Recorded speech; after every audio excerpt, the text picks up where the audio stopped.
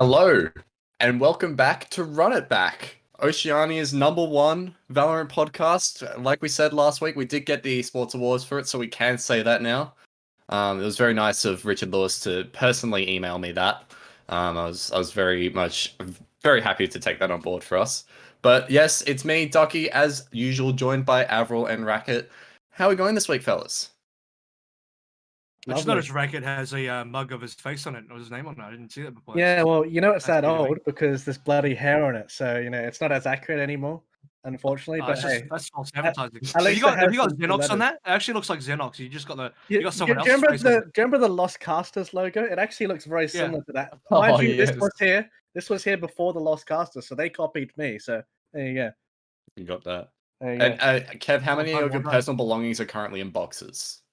Like none, because I still have to go through a lot of stuff. I'm gonna start packing very soon, but like why? I don't know. I don't know. I guess if you want to be super organized, you can start packing like way before. But there's also part of me that's like, I still gotta live until I move. So like, you can't pack too early either because you still gotta like live day to day. So I mean, I'm gonna chill for a bit. I'm not gonna chill too hard, but I'm on time. I'll schedule it out and make sure I just hit the marks, and we'll get to go. Oh, look, I know this doesn't apply to you, but there was a J-Dude tweet today where he asked, well, how much underwear do you pack on a trip? Like, do you pack 1.5 times the amount of underwear? Or are you like a psychopath that packs like the exact amount of underwear for the exact amount of days that you go away? And I feel like Kev can't have enough pairs of underwear.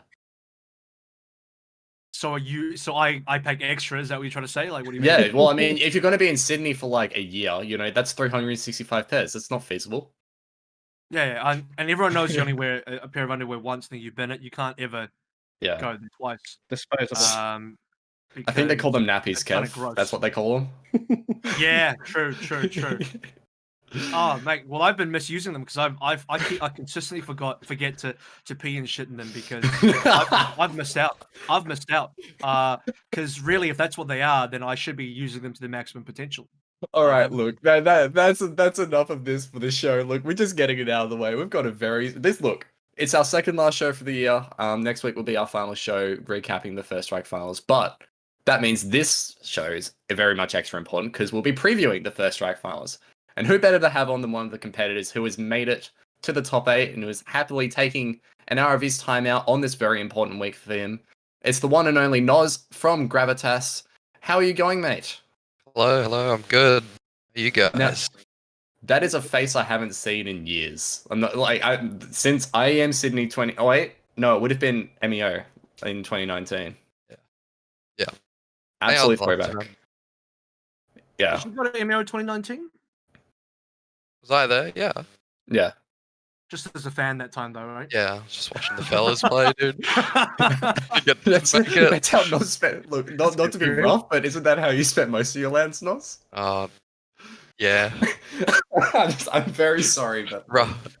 It's a bit rough. Dude, that's an intro right there. Damn, also, dude. Swifty, can you flick the switch and turn on the overtime graphics because this is just a straight throwback to the Overwatch days for all of us. Yeah. But anyways, for those we know Nozz, but for those who are listening to the podcast who might know Nozz, who is Nozz? Nozz. Actually, can I answer that? I want Nozz to correct me. Nozz, I only heard of Nozz from the time he played in Knock Predators, which is an Overwatch team, and this was Contenders season, I want to say 1.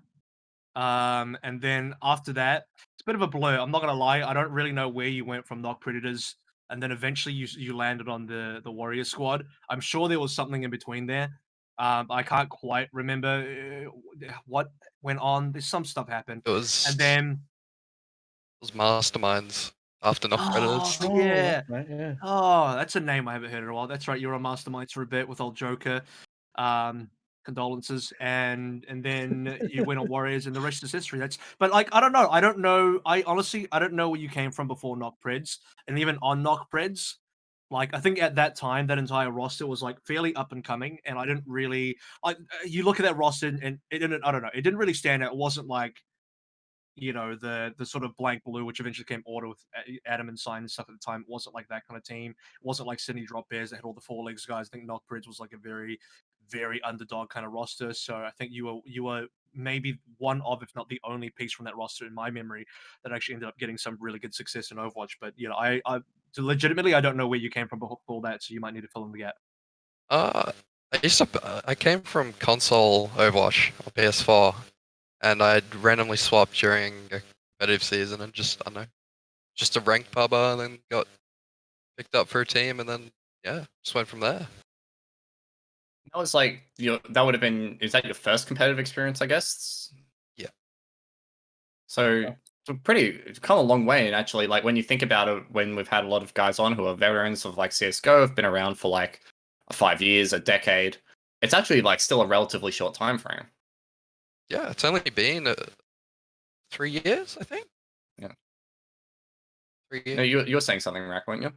I mean, it's not bad for esports, right? Like, I mean, especially transitioning through titles. Like, it sounds short, but it's long at the same time. That's what she said. But I don't know. It's like you're not a rookie, obviously, but like it's difficult to call people veterans now a day sometimes. But you are experienced in that sort of field, though. I suppose. Yeah, sure. Like having It's a few lands and Oh yeah, yeah, yeah. That'll be playing the biggest part. playing in officials for years. Did you go straight from like console rank to PC rank to knock grids or what? Yeah, Jesus. Wow, Pretty so you much. just landed on a team and then you're good to go and then you're in contenders. Yeah. It's just straight off the bat. That's a bit of a speed run. Did you Speed come? run. Who else came from? Who else came from console? Because I know you weren't the only one. Were you playing with someone else in console as well before we came over? I know Merit came from console. You Oh, remember yeah, yeah. Merit? Winter was console too, maybe. Yeah, Winter was as well. Yeah. I think they were the other main two from console that actually like made it Yeah. in contenders. I guess now Alright, the big. so Yeah, I guess now the big question is, what was Valorant like? I know, sorry, Kev. I was about to hit that. So we're on the You're same about to- page. I was just gonna say, are you about to ask about Valorant? Because I'm on that same page right now. So yeah, let's go for it. Valorant doesn't have a console mode, so like it's still quite the big jump, especially when you go from being on the sticks to then jumping into Overwatch, which might not be like as mechanically intensive. Some people say straight into Valorant, where aim is everything. Yeah. I mean, aim. Like I wake up every day and aim train like for an hour every day. But aim, I think I'd rather be like a smarter player than a person who can aim best in Valorant. So to me, aim isn't everything. But yeah. And like, what was the allure to you to Valorant, I guess, overall? Because this year has been a weird year for Overwatch as a whole. Like, Kev and I have definitely experienced that from the outside looking in, Rack as well, where it's been an interesting year for the Overwatch ecosystem, especially in Oceania. Was that like a driving factor in perhaps looking at picking up Valorant? I think Overwatch is dying in Australia, so me and a few the other Warriors boys, we talked about it, and we thought we'd give Valorant a shot, see what it's like. So we played beta a lot, played in all the beta tournaments, and yeah, kind of just went from there, and still playing now. That's what Valorant is. It's like the esports Noah's Ark. You get like 2 people from Overwatch, 2 people from CS:GO, like 2 people from Fortnite. You just like assemble them all together, and they're just going away from like the dying esport. Yeah, it's so funny. Is this like a game you felt like we had an inkling of that you might have been good at, or is this kind of like I'll just give it a go and see if this one sticks, to see if I like it, and see if I'm any good at it, or I just thought I'd give it a go, see if I was good at it. I don't know, like we played, the tournaments. We got pretty decent results in the beta tournaments, so I definitely thought. Unless I'm wrong, of those original like Overwatch guys that came over in your group, obviously there's like other people with Merit and Kraken coming in, afterwards or in a separate group. But in your specific group, it's just you and Dale. You and Sign are the only ones left. Is that correct? Yeah. Well, from the Overwatch group, yeah, at Yeah. least. Because the like the initial Overwatch group, Bumble Boys / X roster still like exists fragmented over many rosters, but yeah. Yeah. I guess it's I think the one thing, Nozz, that I can probably sum up your Valorant career so far with is you've bounced around a few teams. Yes. And now you've settled on Gravitas for now. How's it like to have I guess a little bit of stability? Because I guess you're with Direwolves for a few months, and now the Gravitas seems like a more long-term fixture for you guys. Does the stability help you as a player? For sure. Like, I don't know, like we're like really happy with where we are right now, and because it hasn't been very long term. But the longer we play together, the better we'll get, the better results we'll get, even though we're already top 8. And like we were talking about veterans earlier, like the Gravitas roster, for those who don't know, like you're all very talented in your own rights, but there is one name that particularly sticks out to me, and that's Spikes, who is most definitely a veteran of the Australian esports scene, having played COD 4, having played CSGO for teams like Legacy. What's it like working with the Gravitas roster with that mix of young and old? I think the young and old mix is like really good. I feel like that's something you need in teams. I think if everyone's too young, it gets a bit immature and doesn't. And like you can see the experience in the matches as well when you have multiple like older people, I guess. Like when you're in mid game with them, like they're always like head down, everything, it's focused and. Nozz is speaking from experience, by the way. With his previous team, he was like the oldest player. Yeah, yeah. You're only like 19, dude. So you're like the oldest player of the team at 19. Yeah, it's a bit rough. Yeah. I mean, yeah, you go. No. You were going to talk. This podcast says you on it. You're our guest. Please speak. I mean, yeah, but I know Spikes is a really good player. Very experienced and very focused as well at the same time. I guess the number one thing as well that comes from that is also, has your role changed between any of the teams that you've been on, or have you always stuck to the consistent same role? I've always been a supportive player, like either smokes or flashes, mainly the breach or omen. Yeah, that does remind me right right back. Brim main for so long. It was a Brim play for so long. The Brim ultimate was just a Nozz ult. we would scrim against people, and people were like, oh, people would just call it the Nozz ult, like, oh, they're using the Nozz ult. Or the Westy ult. I remember the Westy ult as well, dude. Yeah, Westy ult and Nozz ult. There you go. That's the old Brimstone. Look, it's nice to know that there is more people than just me who wish Brimstone were competitively viable, because all my mollies now have gone to waste. I loved the molly lineups. They were so good, dude. Yeah, that's a weird thing. It's like for a lot of the Omen players, like genuinely Nozz, if you had the option to main Omen or Brimstone, like what would you pick? If like either of them, let's just say they're even power level, who would you pick? Who would you play for the rest of your life? Omen. Omen? Oh, okay. I like the teleport. Like that is true. More than the stim beacon. Risk your life. He's been infected with the Omen virus. It's Stockholm syndrome at this point. No Brim meme ever says that. Omen does too much. Omen does too much like versatility. That's why he's 100% pick. I mean, before we get into the first strike stuff, I would actually like to briefly touch on this. What do we think that, like, just quickly, what do we think that Riot can do to Brimstone to actually bring him to the forefront, aside from completely overhaul him and not make him a strictly worse Omen? What, give him another smoke? I think maybe another smoke and make his molly cost a bit less, maybe 100 less to what it was. Yeah. Instead of 300 to back to 200. Yeah. I think because that's the 200's the same as the Omen Flash.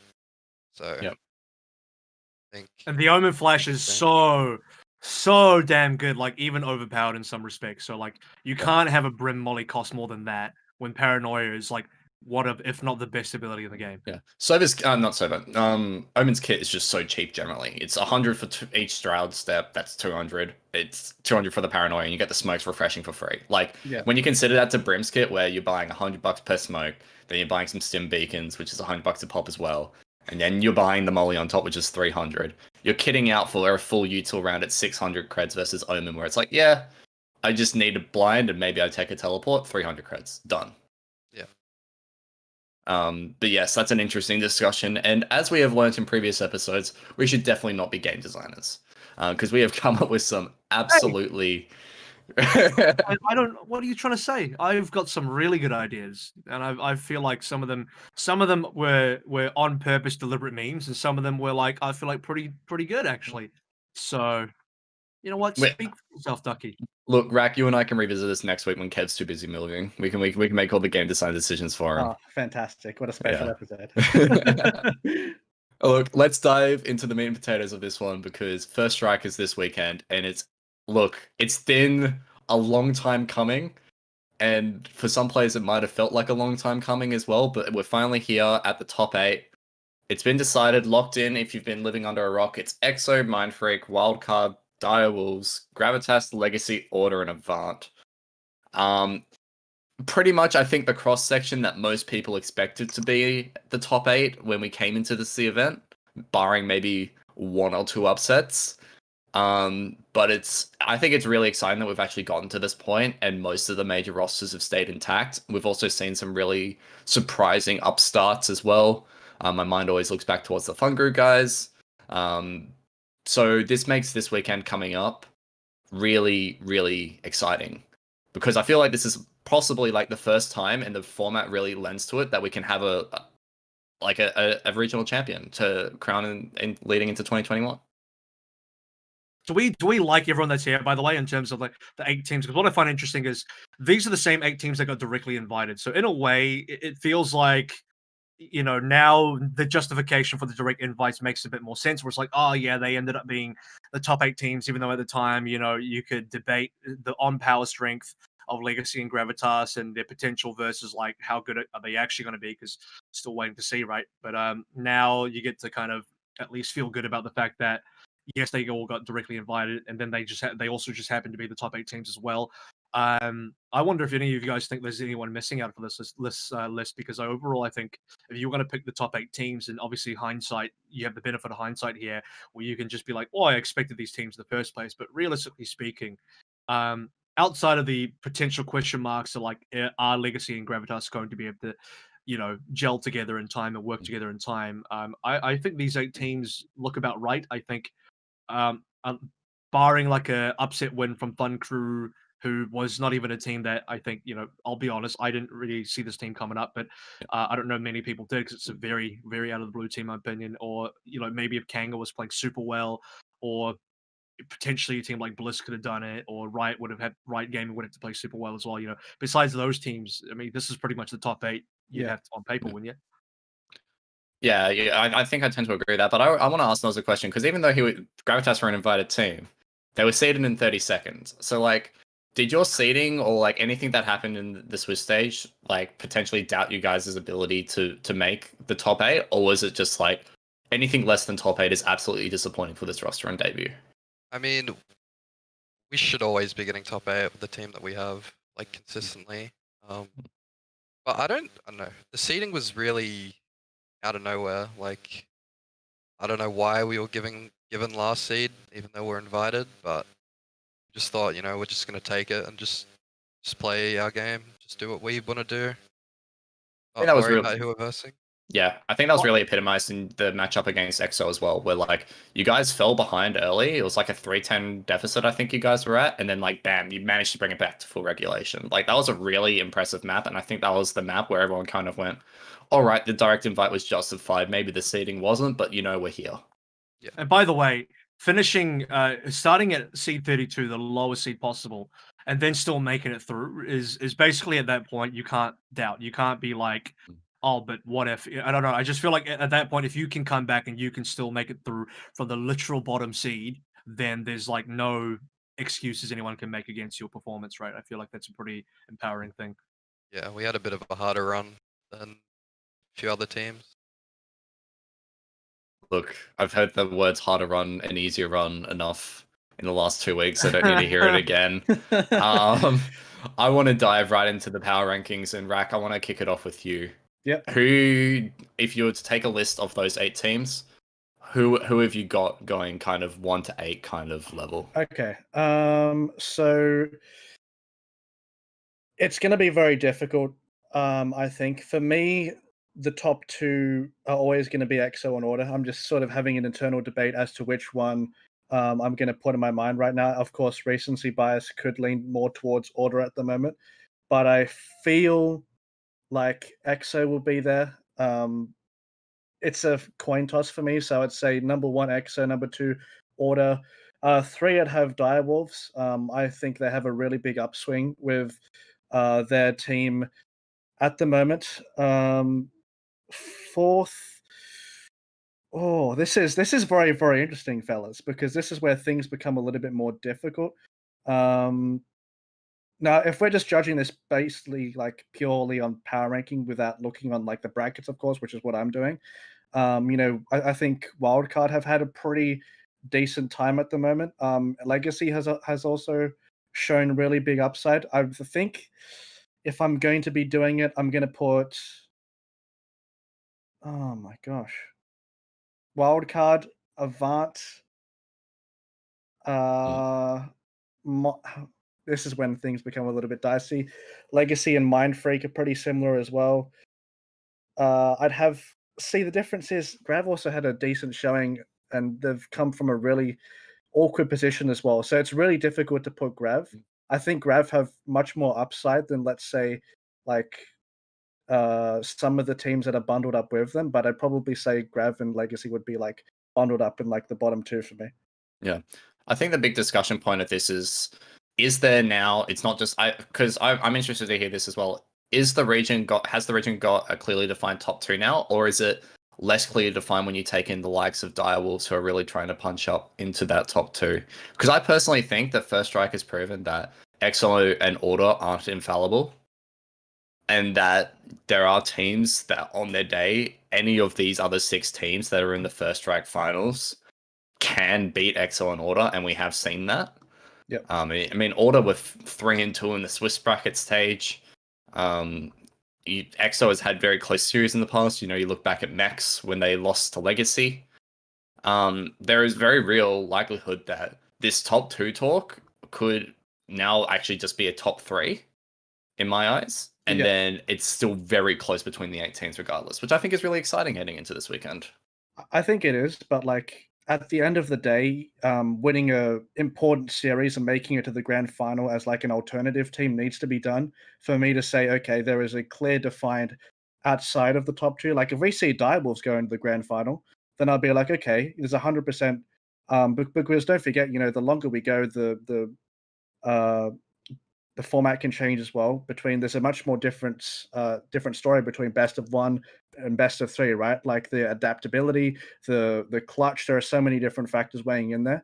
So for now, I'm still gonna like stand on that perch of EXO and Order being the top 2. Yes, there have been other teams that can make them bleed, and they are definitely not invincible. But for now, I think if I were a betting man, that'd be the safest bet at the moment to call. Yeah.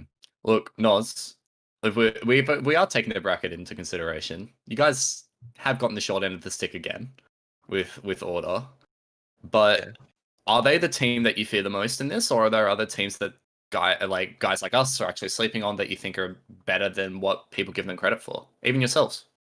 I think EXO and Order are probably the only 2 teams that we're really worried about. Maybe Legacy as well. I haven't seen too much from Direwolves, so I don't really know about them, but everyone else I think we can beat pretty comfortably. That's interesting because it might just be a case of not screaming them, but we've had the people that we've had on the show in the past have always said that Direwolves, or Akatsuki as they were known before, are a team that everyone just forgets, and they've managed to really climb up the ranks, and now they're in the consideration for being a top 2 team. Kev, what are your thoughts on this weekend's bracket? Man, so I'm going to preface this by saying that no matter what I say here, someone's going to get upset and DM me. So look forward to that. All right, Kev, save face. Don't put wildcard 8th, okay? No, I'm putting them 9th, so that's fine. That's the easy part. That's the easy part for me. I mean, they're not beating EXO. No, I'm shit talking now. But realistically speaking, it's going to be a tough game versus EXO. So I mean, I do consider wildcard to be based on results here. They should be in the top 4. I think right now the only thing I'm really confident about saying is that EXO, Order, and Direwolves should be like a pretty clear top 3 there. I don't think anyone can really contest that. I think Wildcard would probably go to that comment, and they might not be happy about that because they would probably consider themselves to be number 3 instead of Direwolves being number 3. Even though like we've spoken to Pixel, I think he's fairly confident to say them and Direwolves go back and forth, and either of them could be that number 3 team or even better. But right now, I think just based on how Direwolves are playing a little bit more consistent, I think Wildcard are pretty much right there as well, but slightly less consistent. I think you just look at how the Swiss went. Not as clean as Direwolves, who outside of losing to EXO, super clean. And there was also that Direwolves versus Wildcard matchup as well that really helps put Direwolves just slightly further ahead. So it's hard to argue against that. I'm going to say for now, though, and Crunchy, I'm sorry, mate. I'm going to put Order in first. And the reason for that is because I have to be fair. And this is the same logic I used when I put EXO in first for the last event. And that's that, first of all, I do value who the defending champion is. And I have to go back to the Swiss. And I think the only thing that really makes me doubt Order a little bit is their Swiss performance. But I know Best of Ones can be pretty 50-50 sometimes as well. I think EXO Clan had a pretty clean 5-0 there. Yes, there was that Kanga forfeit right towards the end. So, I mean, who knows? But I don't think Kanga would have upset EXO Clan. So they end up being the only team that walked through 5-0. I think you just have to kind of remember. I know EXO believe they underperformed in Mex, but I think just using the last result as the basis for this one, to be fair, using the same line of logic I gave for EXO's favor to put them at number 1 previously, I think I have to give it to Order just based on the fact that they are defending champions. And if you get rid of the 1 map advantage from Mex, technically Order win that one 3-1 as well. So really good performance, and we'll see how they go. So I mean, it's close enough that within the top 3 in a best of 3, who knows? Like, you could still have it multiple different ways. I think the top 3 is very close, actually. And now beyond that, it's still fairly close between everybody else. It's really difficult to place teams because I think Legacy on their best day could really challenge either Wildcard or Direwolves for sure. I mean, Legacy played super well. Just in the previous matches versus Order, I mean, those are some really good games overall. And Legacy versus Rip and Tear as well. I think really just putting Rip and Tear down and making sure that that conversation couldn't happen, because I think everyone was kind of down on Legacy from Mex. Mex had a probably, you'd say, reasonably disappointing performance, and Rip and Tear made it out of their group and looked fairly good in Mex. And so Legacy have kind of put that one to bed and said, no, we are the ones deserving a top lane, and Rip and Tear. They kind of peaked during Mex, but that result isn't going to be good enough now. So I think Legacy are actually a really scary team that really challenges everybody in that top 4. So they'd probably be like a very clear-cut number 5 for me. And then once you get below that, I mean, this is where it gets interesting, because I think I'm probably one of the few people that might put Avant a little bit lower. I'm thinking Avant 7 or 8, and the only reason for that is because Avant's results in the past have been very, very streaky, and they had like a good win versus Gravitas in their group.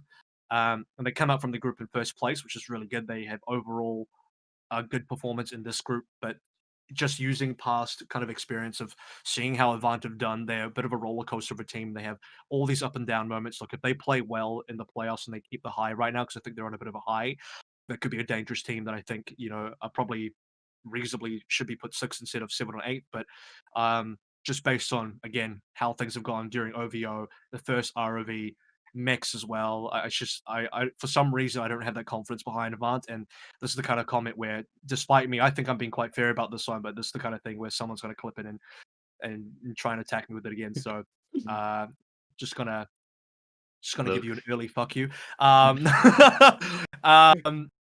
I don't know. Beyond that, I think once you talk about that, I think Mind Freak are somewhere in that 7 and 8 as well. And even though I really like the players on the team, I got friends on that team, and I generally like the fact that this is kind of like an upstart team that doesn't have the major CSGO experience, and they made top 8 and they're very good.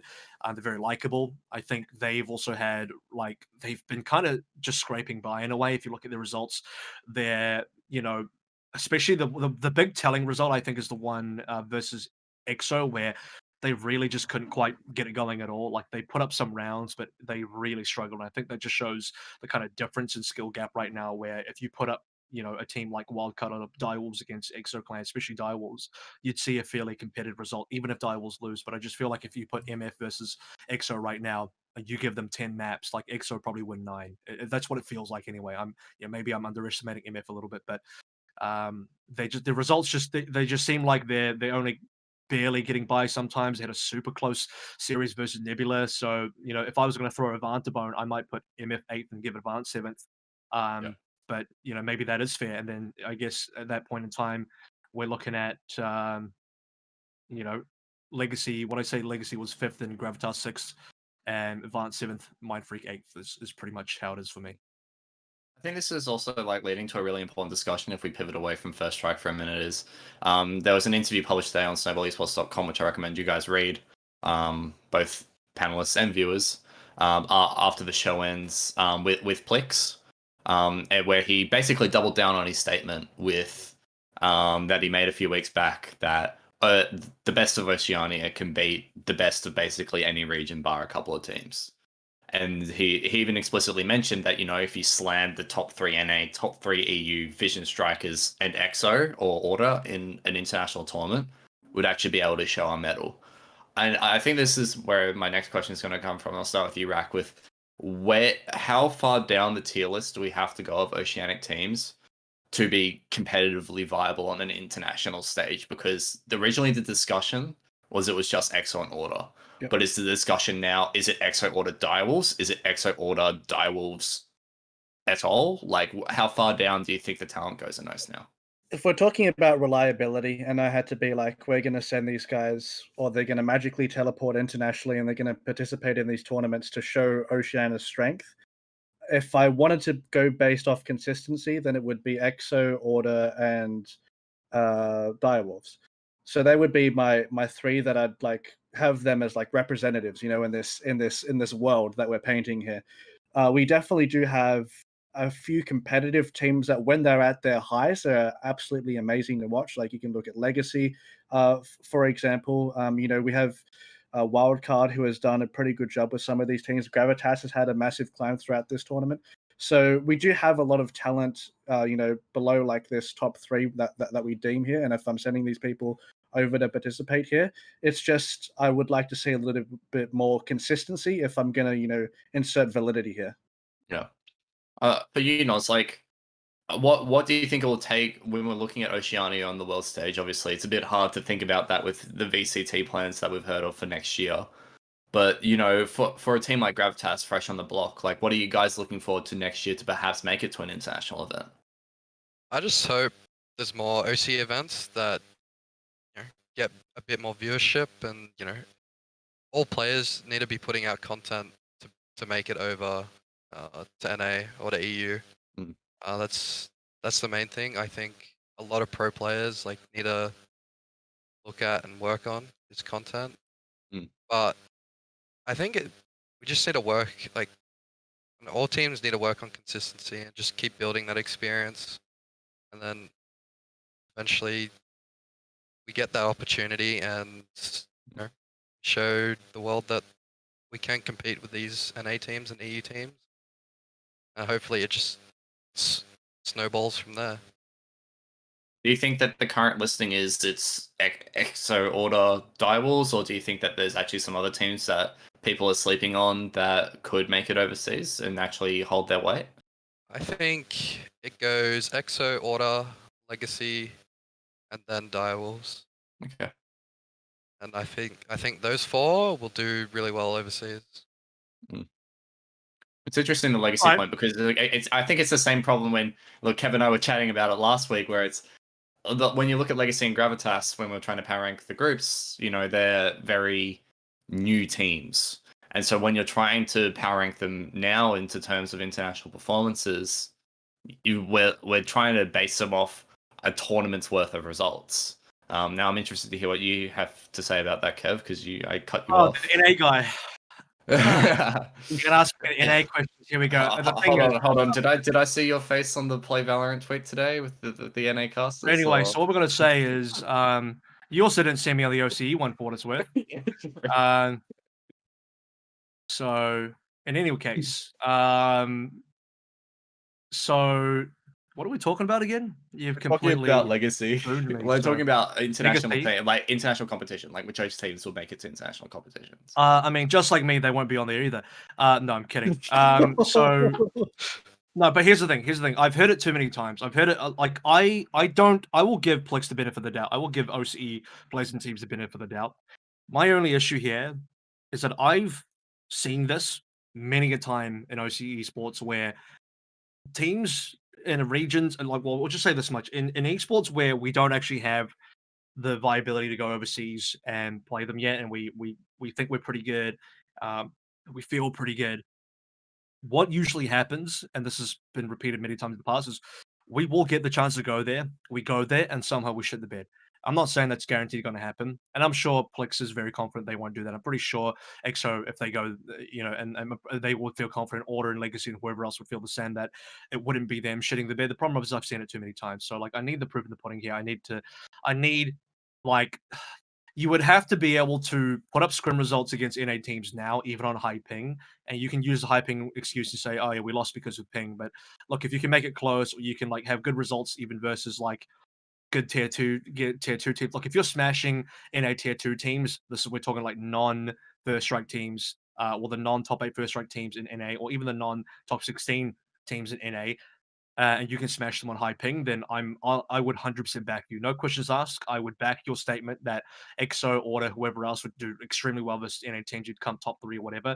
That would only be the case is if you played Moon Raccoons or Andbox today in a scrim on 180 ping and you could comfortably beat them and consistently beat them, then I will back you. But until something like that happens, I can't do it just on talking alone. I can't do it on like the speculation, like we feel good.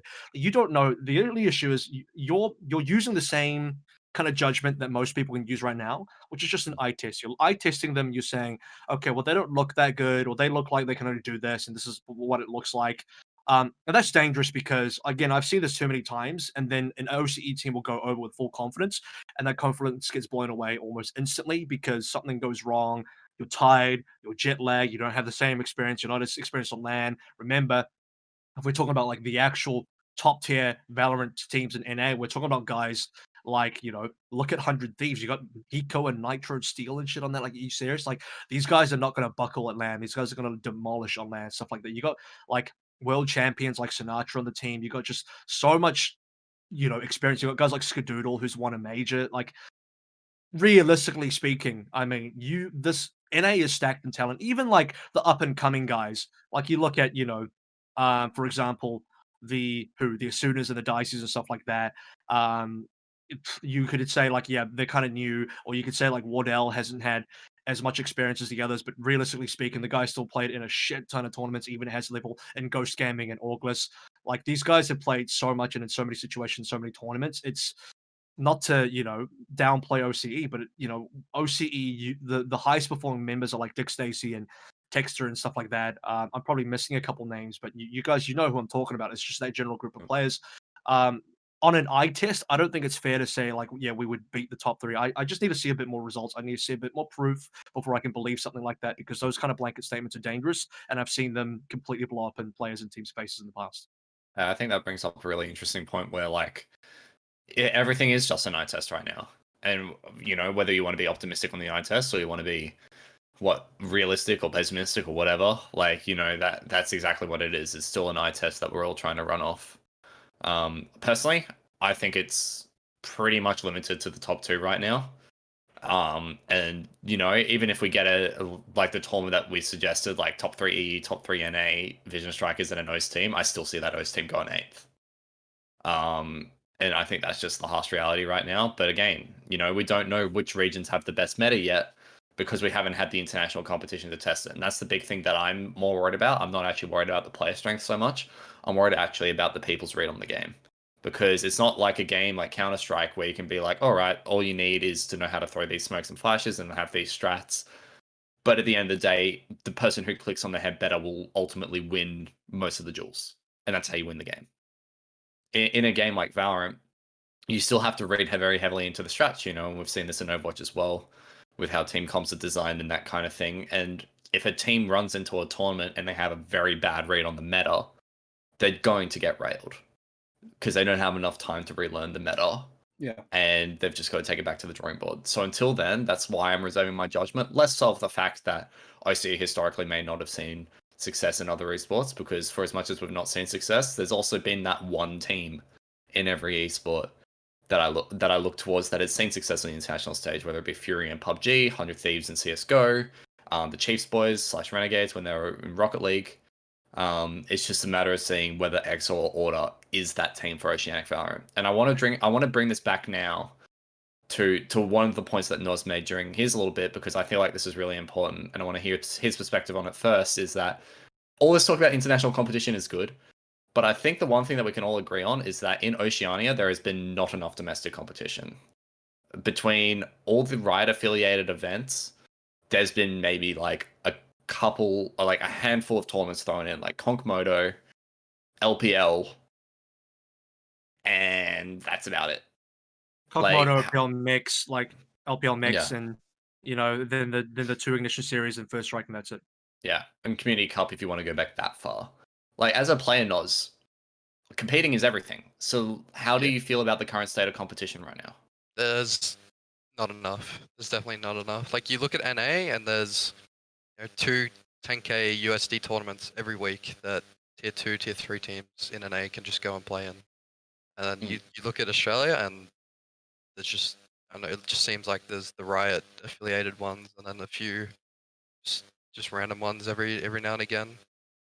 Yeah, I've just dropped a link into Twitch chat that people can check out, but this was screenshotted off Reddit with basically every event that's happening over the winter over in North America, where you're looking at monthlies from USG, you're looking at the First Strike Finals, the JBL Quantum Cup, Pittsburgh Knights are putting on a next Christmas tournament, and then you're still looking at things running into January. And every single one of these is worth at least 10k, just by the way. Yeah. At least 10k for each of these. Wow. I'm kind Some of of them are worth ignoring the 25K, some of them are prize worth pool 50K. element at this point for Oceania, because Yeah.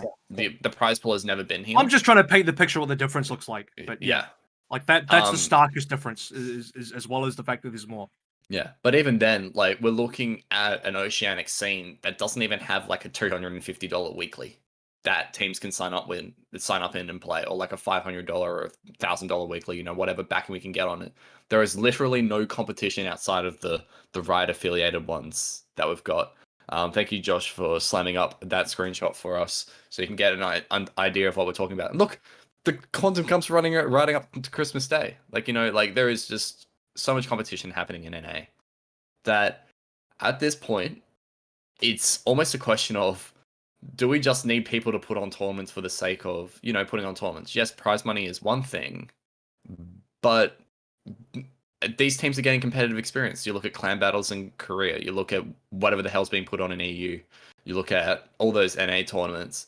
There's a higher density of competition in those regions. Like, Nozz, what will it take for you guys to play, I guess, in a tournament? Because do you guys just want more competition? Is the prize money a factor? What's the biggest thing affecting players right now?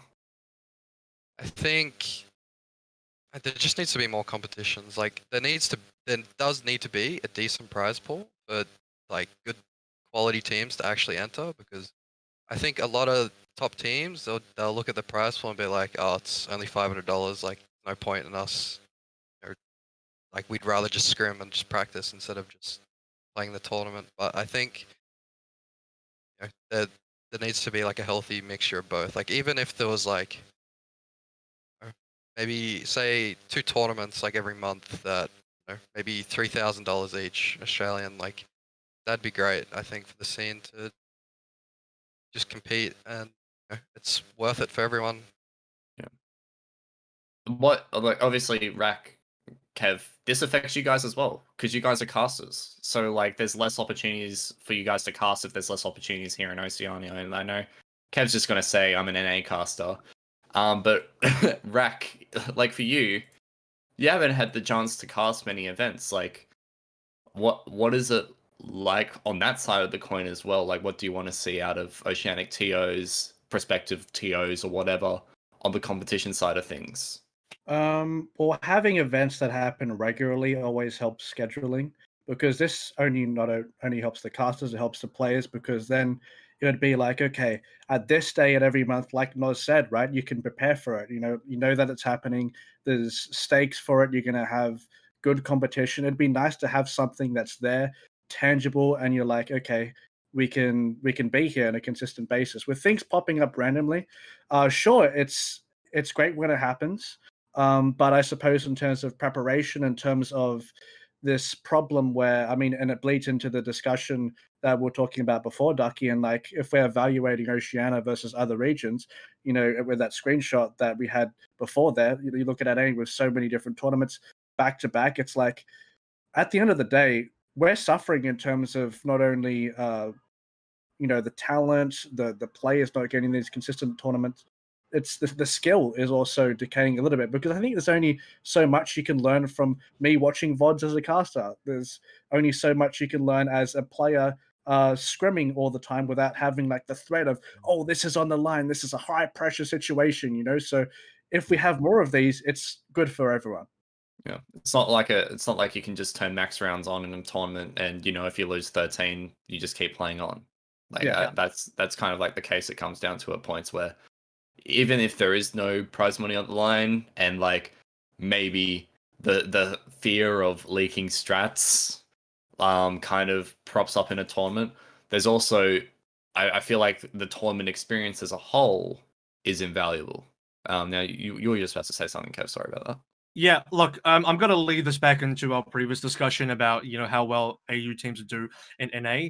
And just think about this for half a second. Like, how could you say that we would be like top 3, we would compete with like top 3 NA when we have like one tournament a month at best, you're barely playing officials. The quality of your scrims is like, if you're extra order right now, unless you are scrimming each other like non-stop, that means you're not scrimming the other top team in the region. You're scrimming the next best. And then I'll throw a bone. I'll say, yeah, maybe you're scrimming the dire wolves and the legacies and the wild cards and all that, which is probably reasonable. But like, if the top 2 teams are not even regularly scrimming each other, your quality of games just in my opinion drops dramatically because this was also not enough officials. And now you're looking at competing against teams that, as we look at the schedules and stuff like that, who are playing in 10K tournaments. And just this is where the money, by the way, does make a difference because there's way more pressure. If you're playing for 5 figures here or more, if you're paying for 10K, 25K, 50K, whatever it is, that's a very important tournament to play. And that is like a difficult, like from a pressure scenario kind of position to be in. And that's the kind of place where teams and players can buckle. So we're talking about teams in NA that can regularly play in high stakes tournaments and officials all the time where you have high quality scrims everywhere you look. If you are the number 1 and number 2 team in NA, you actually don't have to scrim each other because the number 3, 4, 5, 6, 7, 8, 9, 10, 11, 12, 13, 14, 15, 16 teams are all still really damn good, right? That's not true in AU. In AU, outside of the top 8 and even within the top 8, like as we've even seen the skill discrepancy even within the top 8, again, I hate to talk about Mindfreak again. Like I love the team, but you look at this difference between EXO and Mindfreak right now. I don't think that would be like a fairly one-sided scrim. And maybe I'm talking crap right now and I don't know. And actually they scrim very close. My point is, like, even within the top 8, there's a very limited pool. You're probably only scrimming like at most 4 other teams. And if you don't scrim the number 2 team, like 3 other teams, or if you don't want to scrim the number 3 team, like 2 other teams you can scrim. Versus what I just said in NA, where you can scrim like 15 other teams that are all going to be very experienced. And the reason I say I'm going to increase the numbers, look at the top 8 of First Strike. Now consider who's not there. Cloud9 Blue's not there. Where arguably the best player in NA right now, maybe the world, but I'll just stick to NA, TenZ is on that team.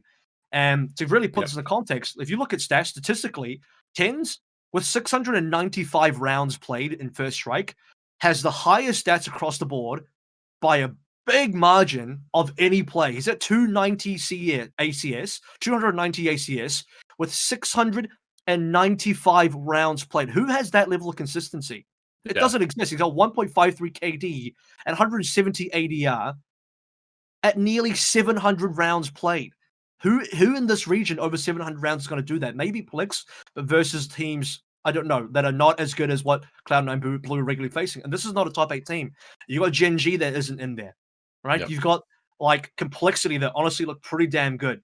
You've got teams like like in my opinion, Ambox, I just like this is the other thing. I'm not going to pat myself on the back too hard, but like I'm probably the guy in the world right now that casts the most NA tier 2, and that's just because I'm regularly on some tier 2 stuff, and I just see all the NA tier 2 like easily every couple of weeks in a cast.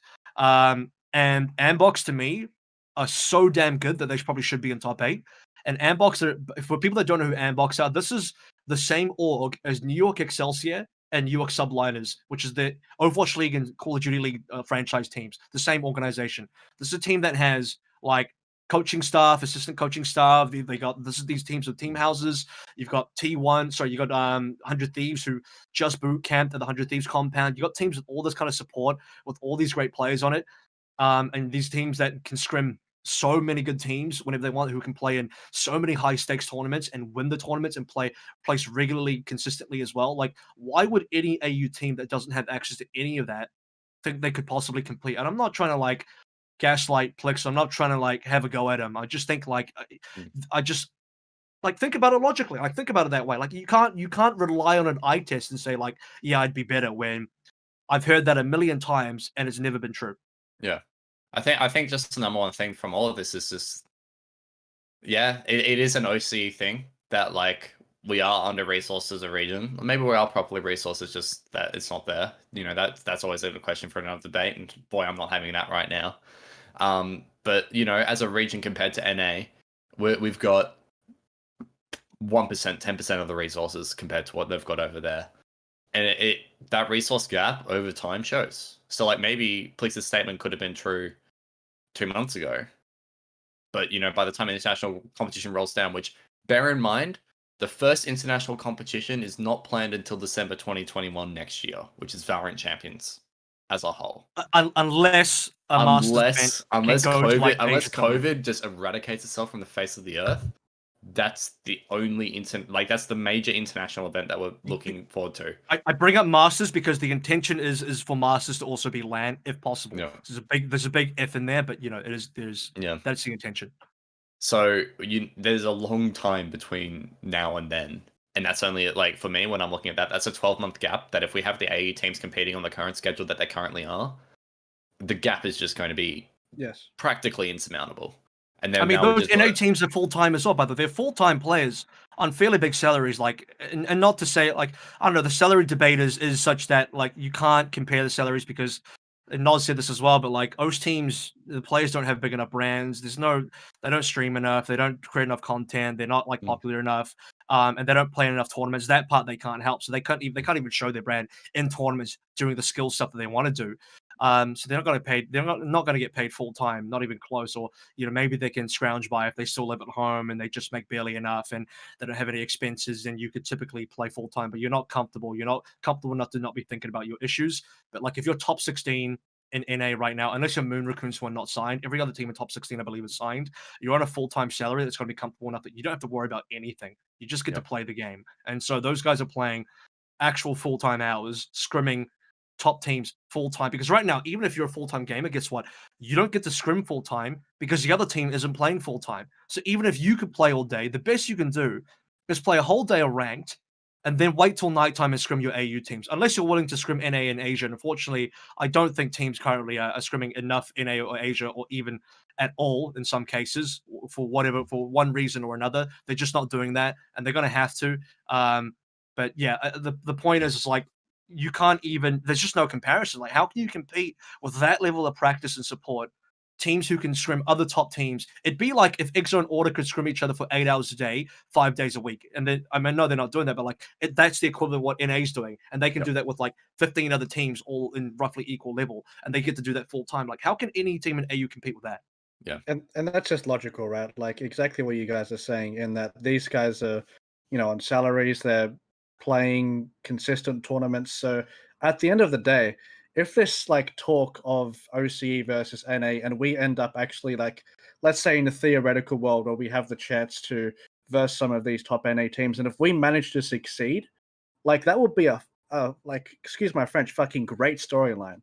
All right, like just imagine, like, our players would have to be so ridiculously talented at like a base level of like talent to exceed that sort of expectation, because they have every advantage in pretty much every other single way, whether that be they come from prior esports that they have experience with other top tier players, transitioning into Valorant where they do the same thing again. Like it's ridiculous. So if we ever do get to that date and OC ends up succeeding, like it would be pretty fucking cool to see.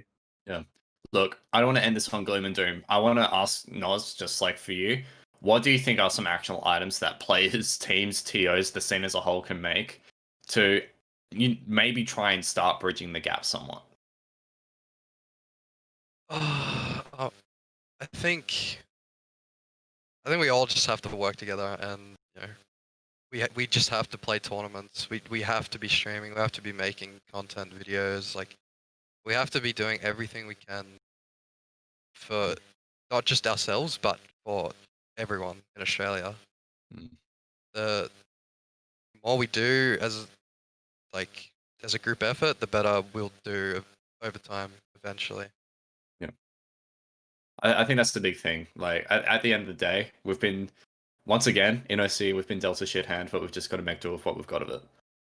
Look, fellas, before we wrap up for tonight, there's always the one big looming question: who's going to win first strike this weekend? I want to do a quick wrap around. Start with Nozz. Yeah, all right, Nozz. Give me two answers. Now you know what one of the answers is going to be, but give me a second one as well. I Who's think winning first strike? So you're supposed to say Gravitas, and then you're supposed to say another answer. okay, so Gravitas, you know, if we beat Order, we're gonna go on to win. But I think it's gonna be pretty close between EXO and Order, and I think EXO are gonna win by one map. I think it's gonna be really close. Interesting, 3-2. All right, Rack, what is it for you? It's very interesting. I think Order overall, actually EXO and Order have a pretty similar run in terms of strength. So it is going to be dead even if they do decide to meet themselves in the grand final, which is going to be the most likely thing for that to happen. So I think EXO will nudge it out by one map. That's my prediction. But it would be very close. Those two are very neck and neck. I know you said Order's going to win earlier in the string. Kev still standing by that? I didn't say that. I just said they were number one in power rankings, but that doesn't mean you can necessarily win. It just means like that's more like expectation rather than like a result prediction. I'll say this much. Here's what I'll say for Nozz is if you guys can actually beat Order, then you suddenly take their spot as a potential favorite. Because if you're good enough to beat Order in a BO3, then you're good enough to beat Direwolves in a BO3, and then you're good enough to beat EXO in a BO3, assuming they make it there as well. They don't lose to Legacy or something. Yeah, final, by the way. Oh, is it? Well, I mean, yeah. Well, I guess the point is, and in a BO series, regardless. Yeah. And in this time around, by the way, no bullshit, no bullshit like one map advantages either. I don't really hate those. That's my opinion, though. I think they're crap. Yeah, I think that's a crap format. But yeah, like legitimately, if you guys beat Order, then there's no reason you can't win the tournament. So straight off the top, I think your hardest game could potentially be first, and you will get like the biggest rush of confidence ever. Like you will know straight away that after beating them, the tournament is now within your hands. It's like literally there on your doorstep. All we got to do is open the door. But beyond that, though, I think based on power, the thing is, here's what I kind of believe is when EXO lost to Order in OVO, they came back stronger than ever because they got a kick in the pants and they came back damn good in ROV. They beat Order, right? Order got beaten. They knew they had to come back big time. EXO then lost to them in Mex, and now the opposite might happen again, where EXO got another kick in the pants, and they know how to come back super strong, and there's a good chance they come in with a lot of fire. So my heart says EXO because I think it's kind of like this roller coaster happening again, where it's EXO's turn, then Order's turn, then EXO's turn, Order's turn, etc. My heart wants to say EXO because I feel like they're coming into this one with a level of hunger to get that revenge. I still think Order with the defending championship status is going to be really strong. The only caveat here is this is the real spanner in the works right now is Icebox is available for playoffs. Yeah, is that correct? Yes, Icebox will be available all this weekend. So this is going to be very interesting because I don't know how much practice AU teams have had on it, but like that could really shake things up. Like that's a map everyone has to be considering now. Yes, of course. And there's like Sky's a bit more developed in terms of what people are doing with Sky, so you need to be careful with that. I think the meta could change some things. Yeah, it's a toss-up. I think on paper it should be an Order versus EXO final. I think Direwolves, if they play a great game, could upset Order. I think depending on what Legacy are doing, maybe they could do some damage to EXO, but on EXO's side of the bracket, like those 4 teams, realistically speaking, EXO should be winning here. Whereas I think the lower side of the bracket or the other side of the bracket, you could maybe make it a bit of an argument for Direwolves or, Nozz if you guys play your best game ever, who knows? I'm gonna run with the dark horse here, and before we end this off, I'm gonna run with my dark horse of Legacy. I think they're a really, really exciting team, and this is a team that I highlighted when we were talking about them a couple of weeks ago when we were trying to power rank the group stages of if you give this team time, they'll perform. And I feel like this is a team that only got stronger throughout the group stage. And now that we're hitting playoffs, I feel like Avant is probably, for them, the best the best seed 1 team that they could have gotten. And now, if it's a case of if they beat EXO, I can wholeheartedly see them beat Order. Obviously, now, with Icebox coming in, there's one distinction I want to make with that is when Sky came into the Oceanic meta, we didn't have any VODs to go off, but there are actually VODs of those teams for Icebox that we can look back at from some NA games. I wonder which ones, Ducky. Which NA games? Be specific here. Look, I saw an Equinox game. Apparently, you were casting, but I haven't listened nor watched. Will I listen? Yeah. So not different from our podcast then. if only not to listen to your voice. That's why I'll do it, Kev. Wonderful. Look, anyways, Nozz, thank you so much for joining us this week.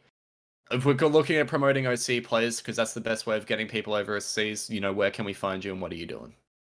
You can find me on Twitter at Nozzworld and Nozzworld on Twitch as well. Yeah. Beautiful. Well, hopefully we get to catch you some wonderful streams, and as a region we do need to stick together because that's our best bet in trying to get players overseas is making sure that we can promote them through any channels necessary. So thank you so much for joining us this week, Nozz. I think we're going to wrap up the show here as well. We can do it on the 4-panel camera. Thank you so much for joining us, all the viewers out there, once again for another episode of Run It Back. We'll be back for our season finale next week, recapping the First Strike finals on Wednesday, same place, 8 p.m. AEDT. And look, we hope to see you there. It's going to be an absolute banger to finish off the year. So thank you so much from all the team at Snowball Esports. Be sure to check us out at Snowball Esports on Twitter and snowballesports.com. And please watch the games this weekend. Goodbye.